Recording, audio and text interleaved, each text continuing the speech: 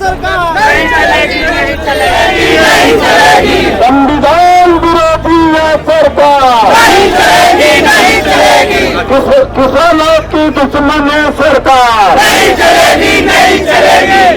ये आरक्षण है, ये तो दलितों का मामला है, पिछड़ों का मामला है, इससे हमें क्या लेना देना। कहीं न कहीं सिस्टम में कमी दिखेगी। तकनीक के नाम पर सिस्टम को दबाया जा रहा है और खत्म किया जा रहा है। सिस्टम से हमको गुलाम बनाया जा रहा है, सिस्टम से गुलाम बनाया जा रहा है। ये देश के लिए बहुत ही दुर्भाग्य की बात है।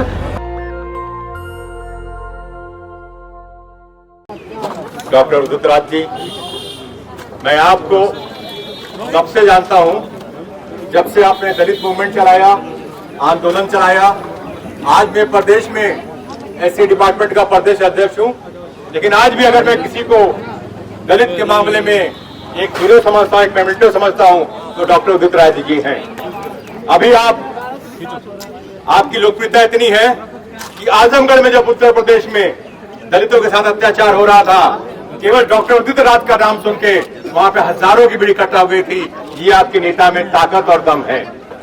आज इस निजीकरण मामले पर जो आपके बीच में हम बैठे हैं, तमाम लोग सोचते हैं, हमारे समर भाई भी समझते हैं कि आरक्षण है, ये तो दलितों का मामला है, पिछड़ों का मामला है, इससे हमें क्या लेना देना।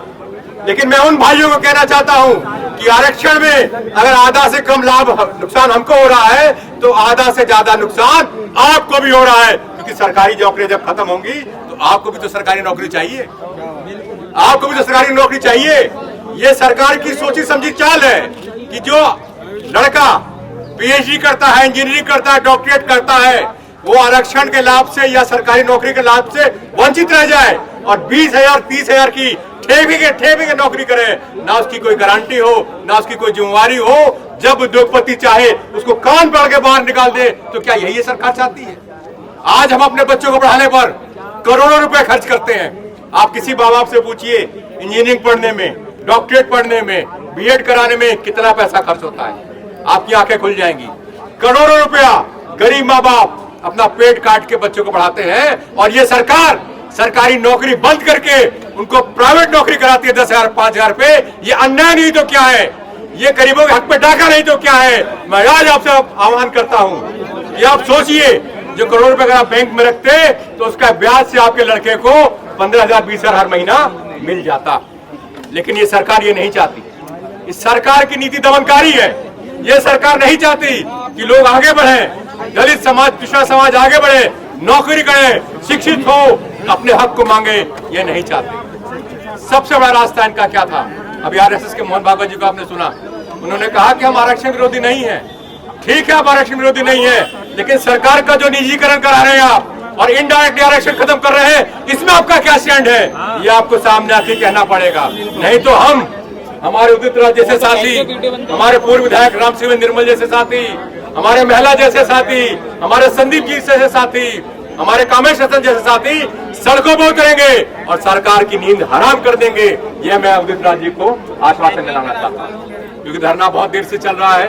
मैं केवल इसी बात से अपनी बात का समाप्त करना चाहता हूँ कि ये सरकार सत्ता के नशे में चूर है, घमंड में आ गई है, और जो फैसले ले रही है वो संविधान विरोधी है और रोजगार विरोधी है, और खासकर ये युवा विरोधी है। इसके लिए आज आपको अपने हक के लिए जागना पड़ेगा।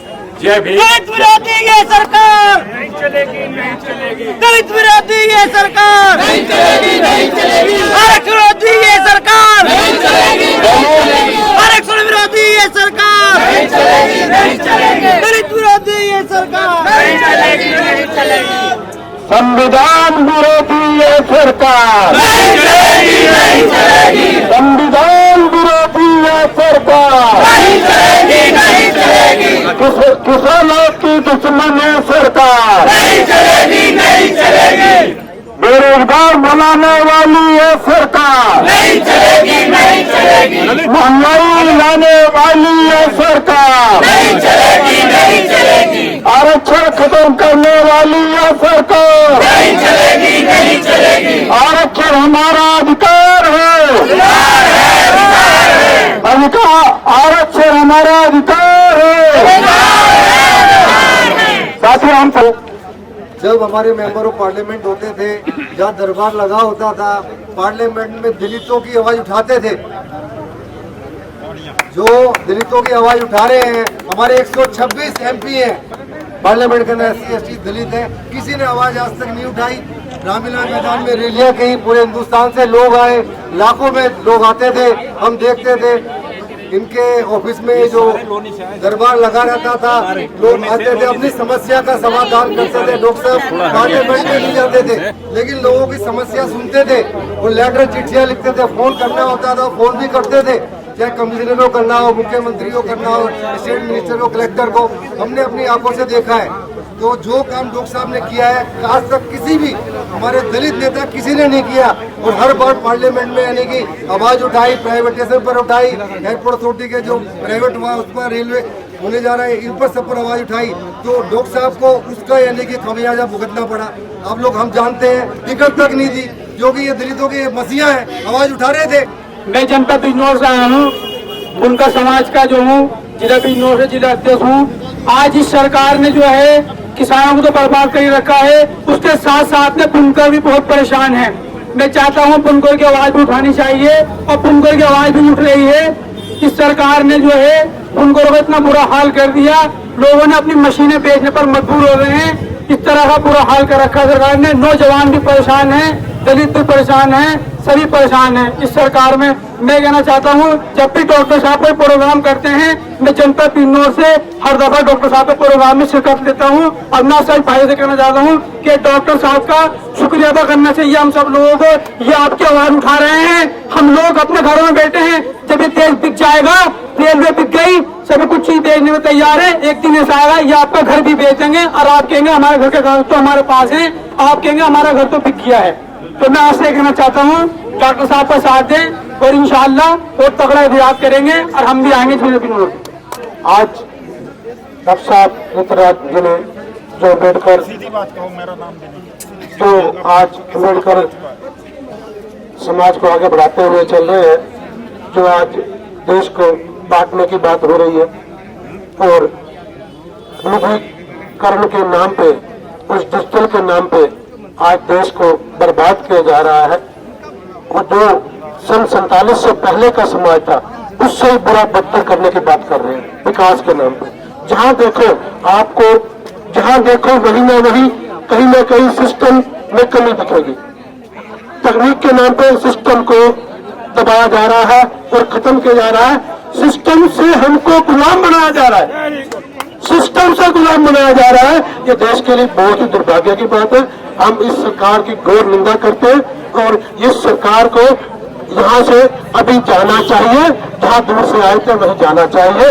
जय हिंद, जय भारत। साथियों, सबसे पहले तो मैं आप सबका धन्यवाद करता हूं कि आप लोगों ने सबने शिरकत की, समाज के लिए, देश के लिए और अपने लिए, हमारे लिए।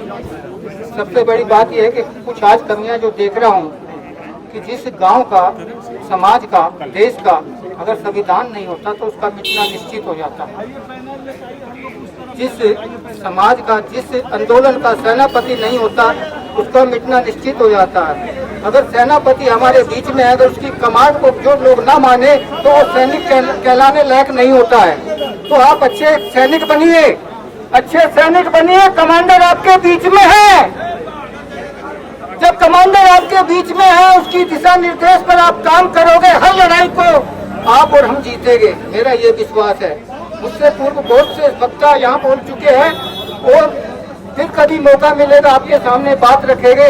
लेकिन ये सैनिक और कमांडर के बीच का जो नियम है, उसको आप फॉलो कीजिए। धन्यवाद। धन्यवाद। मैं हमारे बाबा साहेब अम्बेडकर जी के विषय पर एक बहुत ही सुंदर सा भजन आपके सामने प्रस्तुत करना चाहता हूँ कि माँ बाप को तक गवा दिया, दलितों का सर उठा दिया। माँ बाप को तक गवा दिया, दलितों का सर उठा दिया। अर्धांगिनी बिना रही, एक कीर्तन गवा दिया। इतने बड़े त्याग से हैरान कर गए, अम्बेडकर औलाद भी कुर्बान कर गए। अम्बेडकर औलाद भी कुर्बान कर गए, चिंता न की औलाद की सब कुछ दबा दिया, लेकिन दलित समाज का रुतबा बना दिया। जी पाए हम भी शान से संविधान कर गए, अम्बेडकर औलाद भी कुर्बान कर गए, अम्बेडकर औलाद भी कुर्बान कर गए। बहुत अच्छा और समापन है। साथियों, आप बड़ी संख्या में आए। जो इस देश की परिस्थिति है, किसान के अलावा कोई और सड़क पर निकल रहे नहीं रहा। किसान के अलावा हम कह सकते हैं फक्र से कि हम ही जगह कदा निकले हैं। कुछ दिन पहले इसी जंतर मंतर पर जिस दलित लड़की के साथ में बलात्कार हुआ था, कैंडल मार्च हमने ही निकाला था।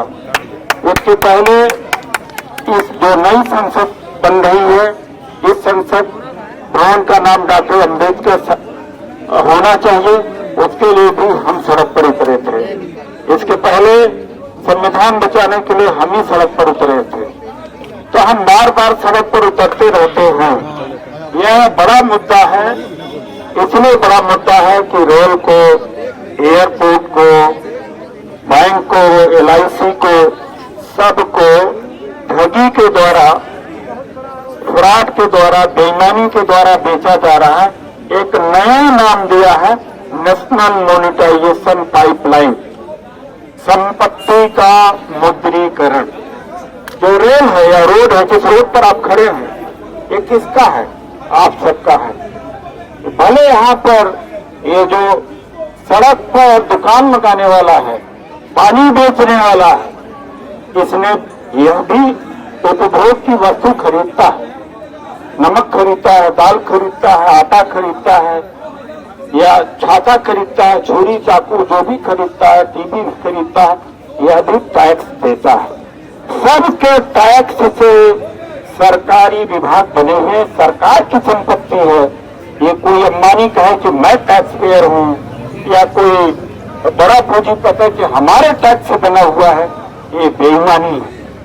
जनता का ही एक एक पैसा या जो भी होता है, जो टैक्स देते हैं, वही इकट्ठा होकर के पूंजीपतियों के जेब में जाता है, वही इकट्ठा होकर के सरकार के खजाने में जाता और उसी से बनता है।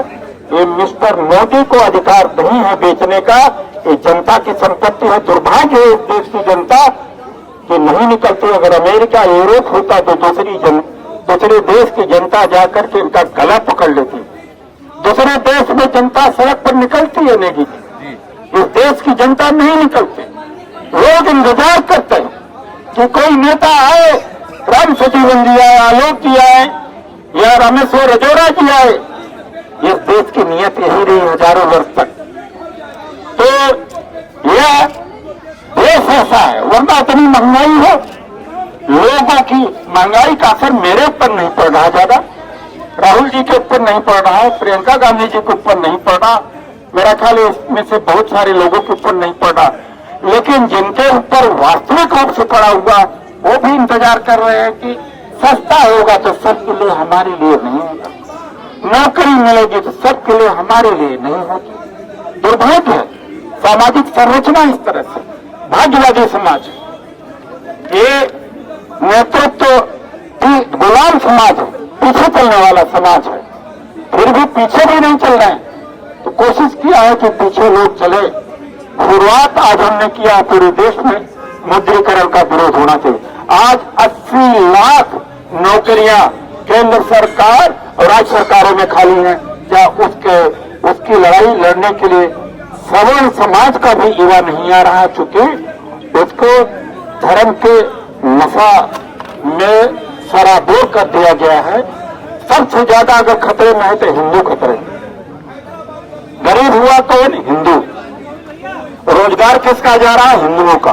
मुसलमान से इस देश में पंचर लगाने का काम करता है, बुनकरी का काम करता है, चमड़े में काम करता है, ज्यादा से ज्यादा लोग वहीं पर है।